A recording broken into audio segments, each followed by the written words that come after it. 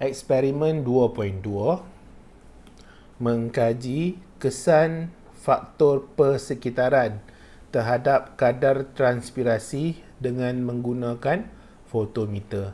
Jadi kamu kena faham transpirasi ni apa. Transpirasi ni proses kehilangan air lah. Melalui penyejatan, terutama sekali pada tumbuhan. Dan bahagian tumbuhan yang paling banyak sekali mengalami kehilangan air adalah bahagian daun. Bahagian batang ada juga, bahagian akar pun ada juga. Cuba carilah ya berapa persentage. Bahagian daun berapa persentage, berapa peratusan kehilangan air. Bahagian batang berapa dan bahagian akar berapa. Jadi yang tajuk ni adalah dia punya tujuan. Jadi bila sebut tentang tujuan, dia mesti ada perkataan mengkaji. Bila sebut tentang tujuan, dia mesti ada mengkaji. Kalau kamu tengok dekat buku teks tu, muka surat 38. Boleh buka ya, buku teks muka surat 38. Jadi cikgu nak bagi cadangan kepada kamu lah. Jadi bila kamu buat ulang kaji, kamu ada modul ni cikgu bagi secara percuma. Kamu rajinlah sedikit, kamu print out modul ni. Dan bila kamu dengar video cikgu ni, kamu buka buku teks. Jadi ada buku teks, ada modul, ada pen atau pensel dekat tangan kamu. Dan sama-sama kita fokus dan cuba fahamkan tentang eksperimen 2.2 ni. Dah halang-halang kita nak belajar, kita nak fahamkan, biar bersungguh-sungguh kita buat. Okey, jadi ini adalah tujuan dia lah, mengkaji kesan faktor persekitaran terhadap kadar transpirasi dengan menggunakan fotometer. Okey, jadi fotometer, meter tu macam satu unit lah ya, unit. Dia ada ukuran seolah-olah macam panjang. Dia ada ukuran seolah-olah macam panjang. Foto ni cahaya lah. Cahaya. Jadi maksudnya ada sesuatu yang berkait dengan cahaya dan ada pergerakan yang kita boleh ukur. Okey, yang kita boleh ukur. Tapi yang ni dia device sebenarnya, bukan device lah, dia alat radas, susunan alat radas. Okey, susunan radas untuk fotometer. Tak apa, kita tengok nanti ya. Dia punya keadaan bentuk macam mana. Kemudian kita pergi kepada pernyataan masalah. Nampak tak cikgu punya susunan? Ikut je buku teks tu. Ya, ikut je buku teks tu. Jadi kamu pun bacalah buku teks juga ya. Sama-sama kita tengok apa yang ada. Jadi pernyataan masalah ni selalunya kita buat dia dalam bentuk tanda soal. Okey? Kita buat dia dalam bentuk tanda soal dan kita kena jalankan eksperimen untuk kita dapatkan jawapan. Okey, dapatkan jawapan bagi kita nak jawab soalan pernyataan masalah ni. Problem of statement. Okey, jadi kita buat eksperimen tu untuk kita jawab pertanyaan ataupun masalah-masalah yang timbul dalam kehidupan seharian kita. Jadi apa pernyataan masalah dia? Apakah kesan faktor persekitaran ke atas kadar transpirasi tumbuhan?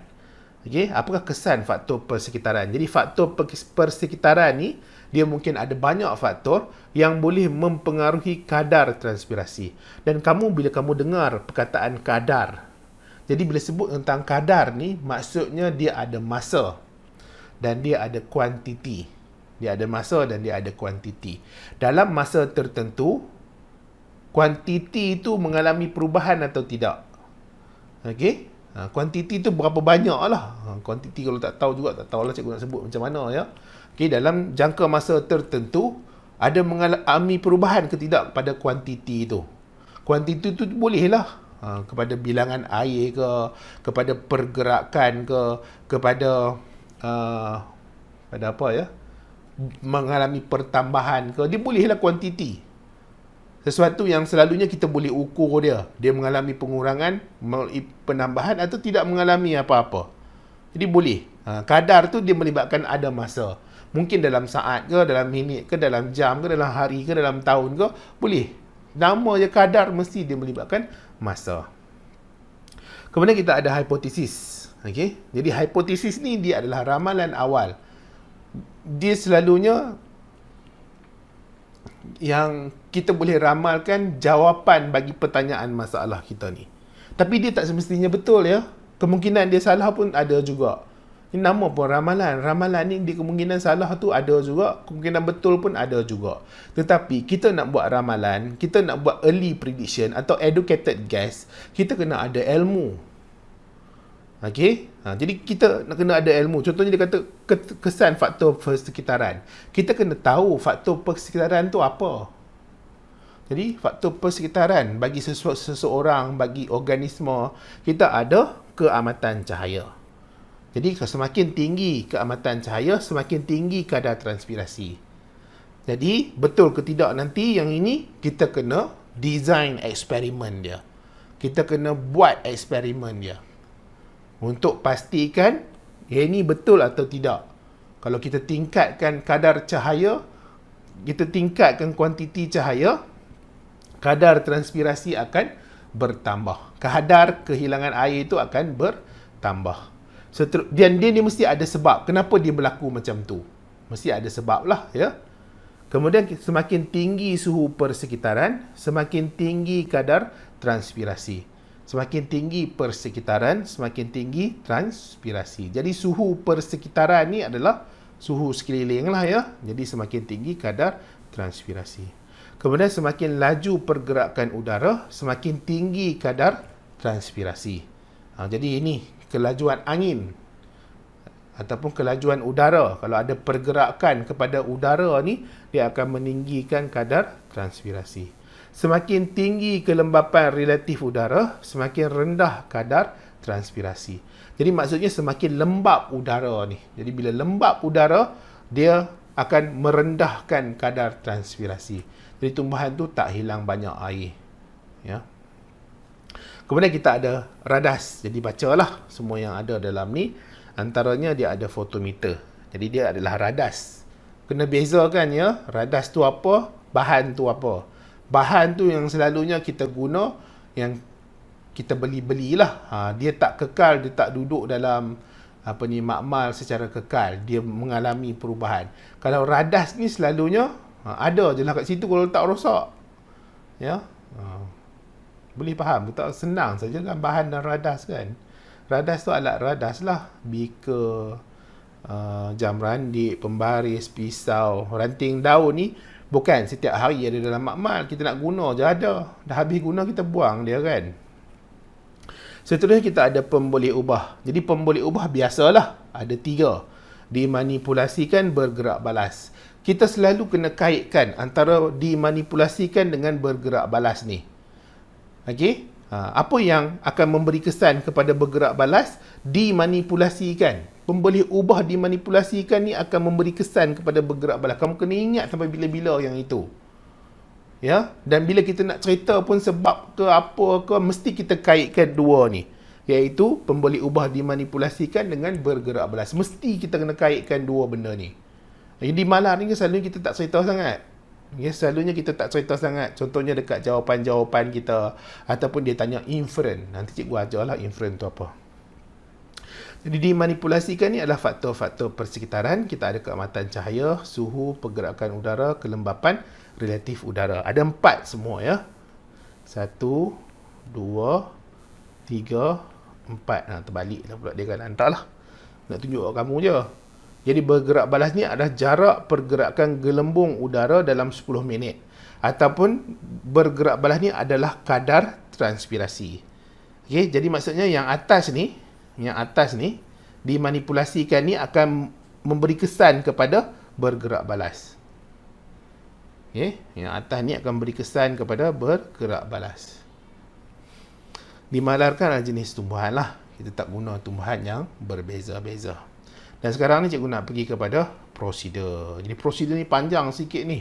Dia ada teknik-teknik tertentu, dia ada kaedah-kaedah tertentu yang kita kena ikut. Kalau tidak, dia akan ganggu kita punya eksperimen.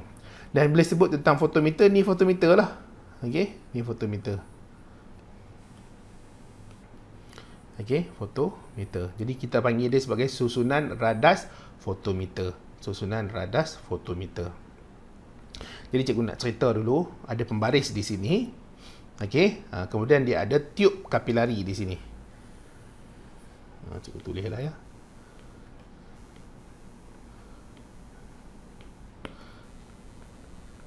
Tiub kapilari. Dia bukan macam kapilari darah. Kamu ingat kapilari darah boleh berlaku pertukaran bahan pula, penin pula kepala kan. Jadi yang itu. Jangan buat anak panah ya. Jangan buat anak panah. Kamu kalau nak label sesuatu buat anak panah tu salah. Sebab apa? Sebab anak panah tu selalunya melibatkan pergerakan. Jadi kita tak letak anak panah. Ada dalam bab 1 dia kata 4 benda tu ya. Kemudian ni ada clip screw. Clip screw. Kemudian kita ada beaker lah. Okey. Kemudian ni apa? Takkan tak tahu ni, pembaris lah kan. Kemudian kita ada penyumbat gabus di sini. Penyumbat gabus. Kemudian ini ada apa? Ada akar pula. Ada pokok. Jadi sekarang ni kamu nampak dia ada lah semua ni. Ada beaker ni. Kemudian ada pokok ni. Dia potong.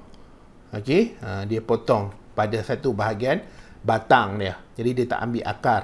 Dia ambil pada batang. Jadi dia nak potong dekat mana? Dia potong dalam air. Kenapa dia potong dalam air? Supaya nanti dalam xylem dia tu tidak ada gelembung udara.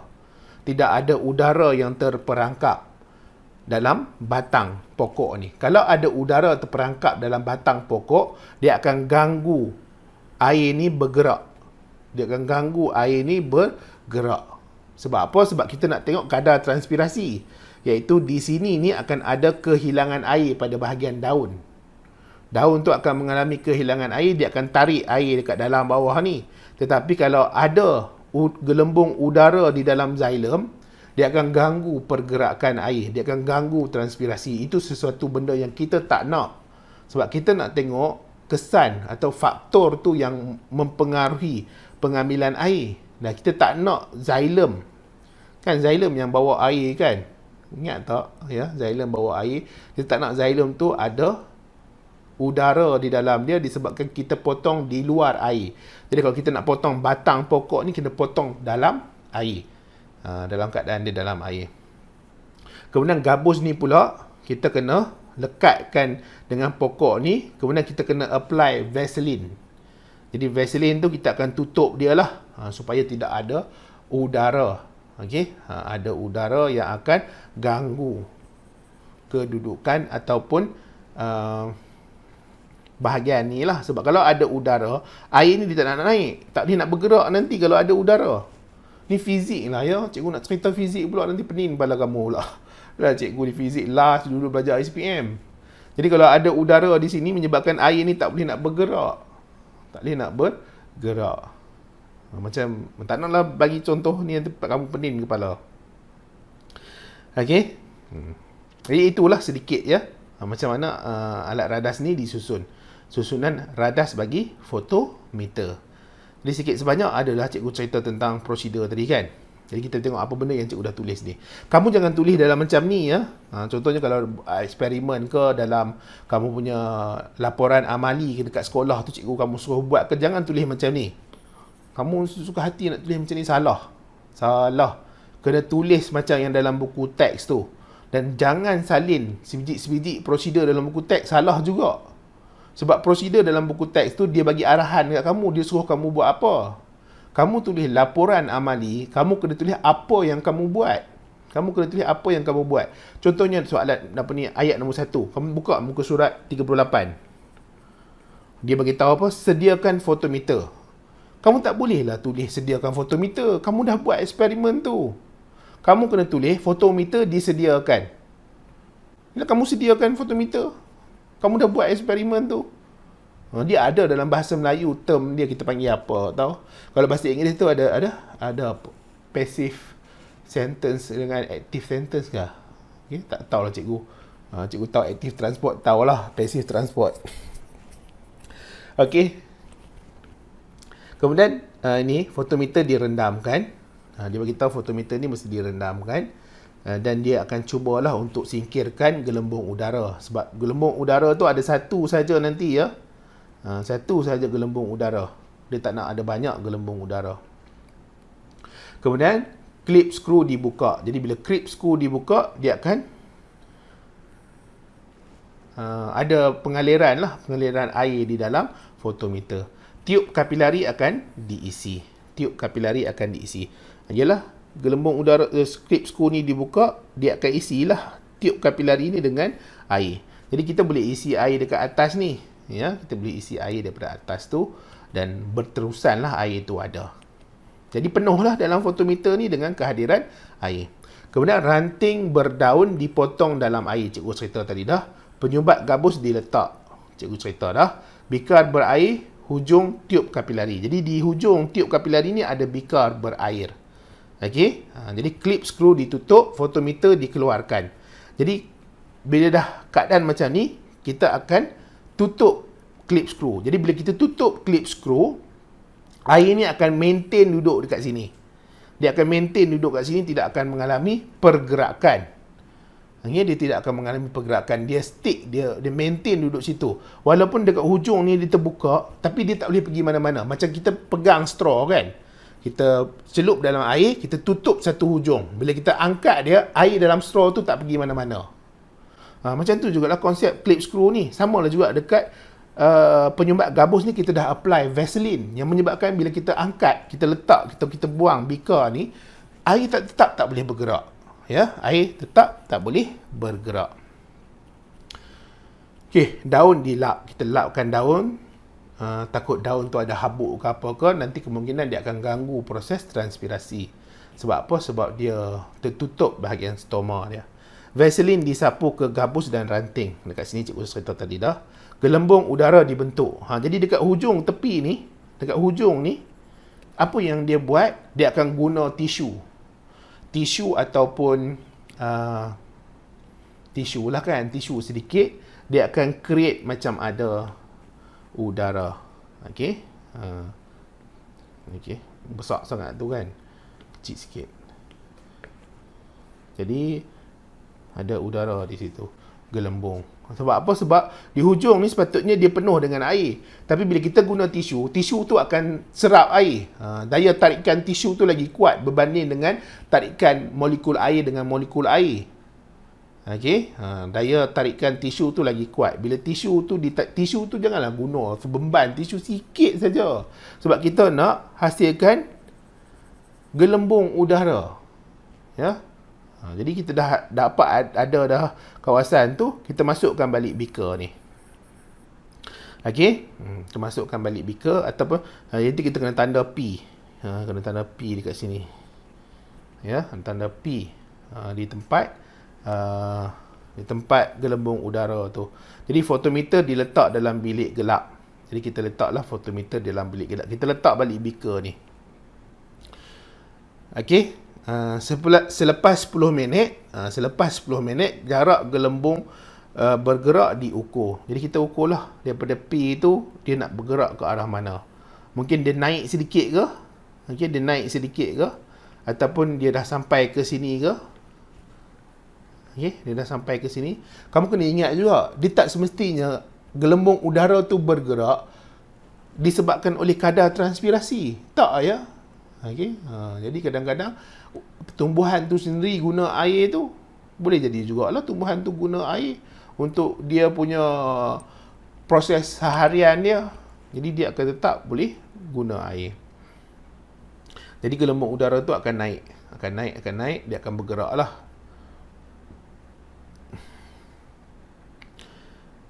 Okey. Jadi kedudukan awal gelembung fotometer diletak dalam bilik gelap. Selepas 10 minit, jarak gelembung udara diukur. Clip screw laras kedudukan gelembung. Jadi clip screw ni boleh digunakan untuk laras kedudukan gelembung. Jadi kalau dia banyak sangat bergerak, kita boleh letak dia pada kawasan yang mudah kita nak tengok lah. Dengan kita adjust clip screw ni, kita buka kat dia. Ya, kalau kita buka dia, air jatuh, gelembung udara akan ke sebelah sana lah. Gelembung udara akan ke sebelah sana. Ya, gelembung udara akan ke sebelah sana. Jadi dia pergi balik sana. Okey, sekarang ni kita nak tengok, kita buat pula pergerakan udara. Untuk pergerakan udara ni kita boleh buat apa? Kita boleh guna kipas. Jadi kita letaklah kipas dekat sini. Okey, ni kipas. Kita letak kat sini kipas. Kipas tu ada angin. Jadi bila kipas tu ada angin, dia akan menyebabkan pergerakan udara di situ berubah. Okey? Jadi kita boleh guna kipas, kita letak pada kosong. Maksudnya kipas tak bergerak. Tidak ada pergerakan udara atau pergerakan udara pada kadar yang paling minimum. Satu lagi, kita letak pada kelajuan 3 kipas tu. Lepas tu kita dah tanda awal-awal tadi kan. Tanda awal-awal tadi. Kemudian kita start lah. Kita tanda pula kemudian ya. Kita start, contohnya kita tanda kat sini. Kemungkinan sini pula kita tanda sebagai P ke, sebagai Q ke, boleh lah. Okey. Contohnya sini Q. Jadi kita tanda ada bubble kat situ akan bergerak. Jadi sejauh mana dia bergerak? Contohnya dia bergerak 4 cm. 4 cm. Disebabkan kita kuatkan kipas tu sebanyak 3. Kita kuatkan kipas tu sebanyak 3, dia bergerak 4 cm.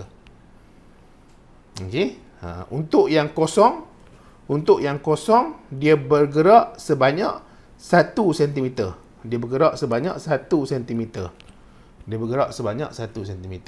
Jadi maksudnya kalau 4 cm ni dia lagi cepat lah, kadar transpirasi dia lagi cepat berbanding dengan kosong.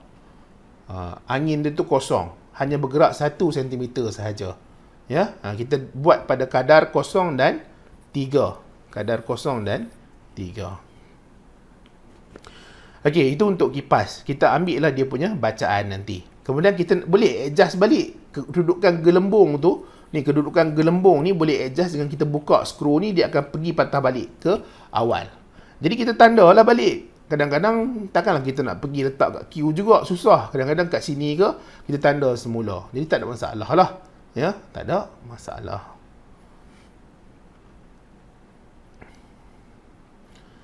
Okey, seterusnya suhu persekitaran, suhu bilik pendingin udara.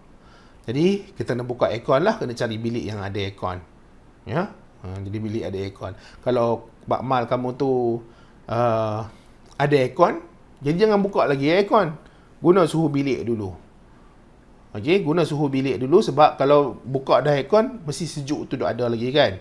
Jadi ubah, guna pendingin udara tu, kita tukar remote aircon tu kepada 16 darjah Celsius. 16 darjah Celsius.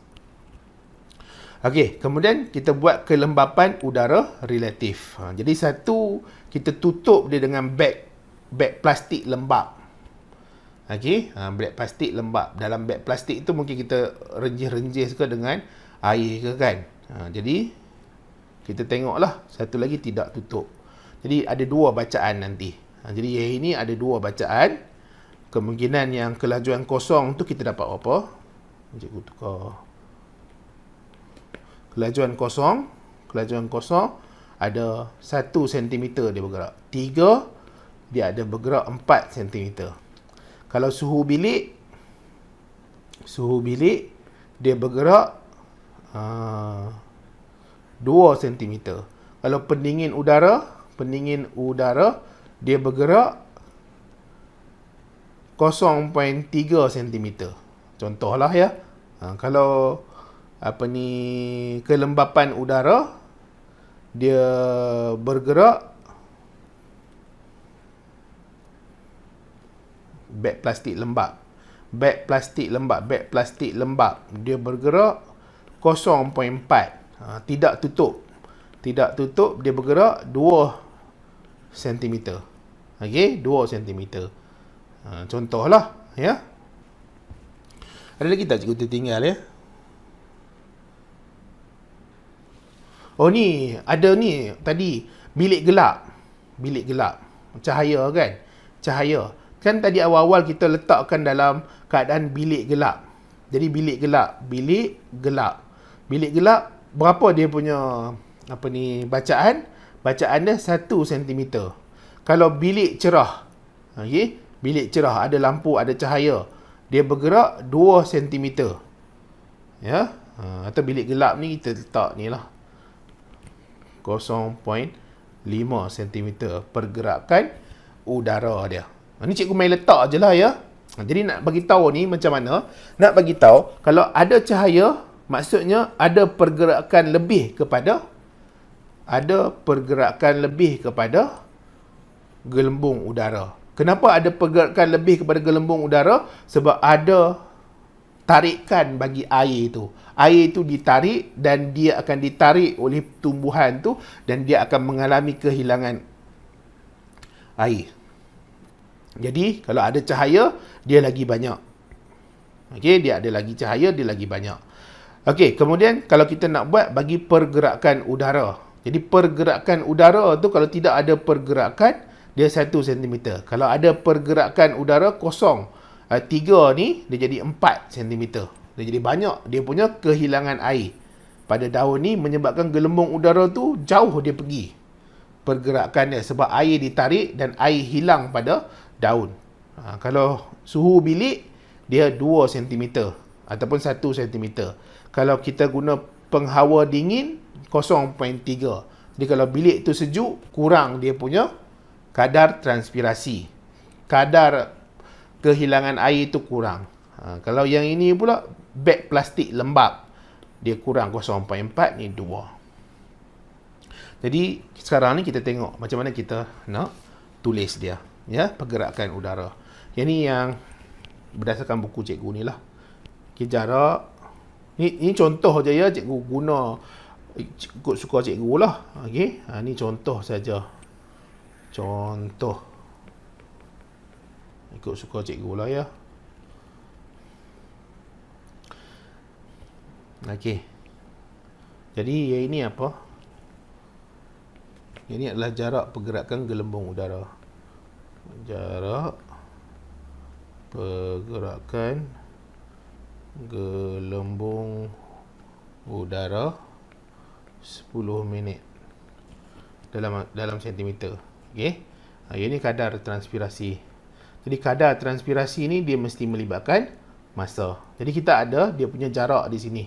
Ni, kita ada jarak di sini dan bila sebut kadar dengan masa. Jadi kena bahagi dengan masa lah. Jadi kita ada jarak dia sentimeter bahagi dengan minit. Sebab apa kita guna 10 minit. Okey, keamatan cahaya rendah bilik gelap tadi. Berapa pergerakan ni? 4 cm. Pergerakan dia 4 cm. Kalau keamatan cahaya tinggi, apa dia punya ni? Cikgu tukarlah warna merah. 10 cm. Nampak tak? Tinggi itu akan lagi tinggi, lagi panjang pergerakan gelembung udara dia. Kemudian pergerakan udara. Kalau perlahan, dia guna kosong tadi kan, 2 cm. Tak payah tulis cm pun tak apa ya. Sebab apa? Sebab atas ni dah ada. Atas dah ada. Kemudian kalau laju, kita ada 6. Kalau suhu persekitaran, okey, suhu persekitaran kalau rendah, kita ada 5. Kalau suhu persekitaran tinggi, kita ada 6 contohnya. Suhu persekitaran tinggi, tak boleh kita ambil 9. Okey, dia lagi tinggi lah. Kalau kelembapan udara rendah, okey, 6. Kelembapan udara tinggi, 2. Yang ni yang dalam beg plastik ya. Ni beg plastik lembap. Beg plastik lembap. Suhu persekitaran ni beg plastik, yang ni tiada beg plastik lah. Tiada beg plastik. Yang ini yang mana suhu persekitaran tinggi ni dia tidak aircon lah. Tidak aircon. Kalau yang rendah ni ada aircon. Aircon. Okey. Pergerakan laju ni kipas 3. Ini kosong. Ini bilik gelap. Kerana yang ini adalah bilik biasa lah. Bilik yang ada cahaya. Ya. Jadi macam mana kita nak ni? Kita bahagi sajalah. Jadi bahagi dalam 10 minit. 4 bahagi 10, 0.4. 10 bagi 10, 1. 0.2, 0.6, 0.5, 0.9, 0.6, 0.2. Okey? Jadi yang mana kadar paling tinggi sekali? Yang ini. Menunjukkan keamatan cahaya. Ya? Okey. Bila sebut tentang keamatan cahaya, kita nak buat perbincangan sekarang ni. Kita nak bincangkan kenapa kita dapat result macam ni. Kenapa kita dapat keputusan macam ni. Jadi itu adalah dalam perbincangan. Perbincangan ni kita nak cerita, kita nak explain kenapa kita dapat keputusan macam tu. Itu adalah perbincangan. Yang keputusan ni adalah result pemerhatian kita yang hasil daripada kita ukur-ukur tu. Kan video ni macam panjang sangat kan. Okey, keamatan cahaya. Jadi keamatan cahaya ni mempengaruhi apa? Ni perbincangan dah ya. Nanti kamu tulis sendirilah dalam perbincangan tu. Kamu nak tulis macam mana. Cikgu nak bagi kamu faham saja. Nak bagi faham saja. Jadi keamatan cahaya, bila ada cahaya, maksudnya akan ada fotosintesis. Jadi bila ada fotosintesis, stoma akan terbuka. Stoma ni yang bawah daun, dia akan terbuka. Jadi bila dia terbuka, maksudnya akan boleh berlaku kehilangan air ke udara. Sebab apa? Sebab rongga daun tu dah terbuka. Jadi bila rongga daun tu dah terbuka, kadar transpirasi akan tinggi. Sebab apa? Dia dah ada lubang-lubang pada badan dia. Pada daun tu sendiri ada lubang-lubang. Sebab itulah keamatan cahaya. Dia akan mempengaruhi fotosintesis. Bila fotosintesis dipengaruhi, stoma akan terbuka. Stoma terbuka akan mempengaruhi kadar transpirasi. Kehilangan air akan lebih cepat sebab dia ada lubang-lubang dan dia akan senang dia nak keluar. Okey? Cikgu tak nak cerita ya macam mana pergerakan air tu. Tolong pergi balik pada video yang cikgu dah terang tentang tingkatan 5 punya topik itu. Ada tentang proses transpirasi tu. Itu untuk keamatan cahaya. Satu dekat bilik yang biasa, satu dekat bilik gelap. Jadi bilik gelap ni rendah dia punya pergerakan gelembung udara. Kenapa gelembung udara tu bergerak? Cikgu dah cerita tadi kenapa dia bergerak kan. Dia bergerak sebab air tu bergerak. Dia bergerak gelembung udara sebab air bergerak. Kenapa air bergerak? Sebab air hilang kat sini. Air dia keluar. Jadi air akan tarik daripada bawah. Tarik. Dia akan bawa bersama dengan gelembung udara. Sebab itulah gelembung udara ni kita boleh ukur dia menggunakan pembaris tu. Dan menunjukkan keamatan cahaya ni dia tinggi dia punya pergerakan gelembung udara tu sampai 10 cm. Yang menunjukkan kadar transpirasi paling tinggi sekali. Ya. Kemudian pergerakan udara. Jadi bila pergerakan udara, tinggi pergerakan udara, dia akan menyebabkan daun ni akan mudah kehilangan air, akan mudah mengalami penyejatan. Bila mengalami penyejatan, air yang hilang dekat daun akan diganti dengan air yang datang daripada batang. Air yang datang daripada batang pula akan diganti dengan air yang ada di dalam fotometer ni. Ya, jadi maksudnya ada pergerakan air itu daripada daun pergi ke udara, daripada dekat daun yang hilang tu akan diganti dengan air yang ada dekat batang. Air yang dekat batang tu akan diganti dengan air yang ada dalam fotometer. Jadi air tu dia ada satu proses tarik menarik. Okey, dia ada tindakan kapilari di situ. Dia antara air, molekul air dengan molekul air, antara molekul air tu dengan dinding xylem tu. Ya, kita nak cerita lah panjang-panjang tu nanti lagi video ni nak habis atau bila. Okey. Seterusnya kita ada suhu persekitaran. Jadi suhu yang tinggi akan menyebabkan kadar transpirasi pun tinggilah. Ni tinggi. Kenapa? Suhu ni kamu kena ingat, bila suhu meningkat, tenaga kinetik antara molekul air pun akan meningkat. Jadi bila tenaga kinetik antara molekul air ni meningkat, jadi dia mudah merubah bentuk air itu. Daripada air itu bentuk cecair jadi bentuk wap. Ya?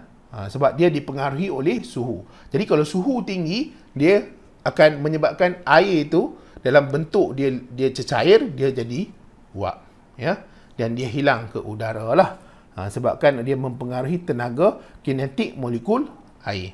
Lepas tu kelembapan udara. Kalau tempat tu kering, okey, kalau tempat tu kering menyebabkan air akan mudah tersejat. Tempat tu kering, air akan mudah tersejat. Air akan hilang lah. Kalau tempat tu basah. Kalau maksudnya kelembapan udara. Kalau kelembapan udara tinggi, maksudnya tempat udara tu dia lembap. Okey, kelembapan udara. Okey, ni salah ni ya. Ni salah. Tadi cikgu tulis apa?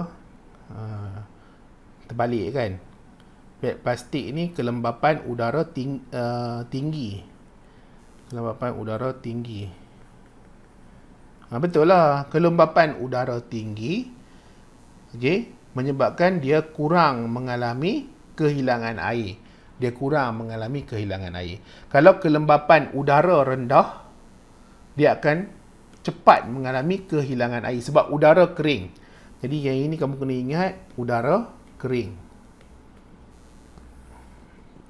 Rendah, kelembapan udara rendah, dia kering.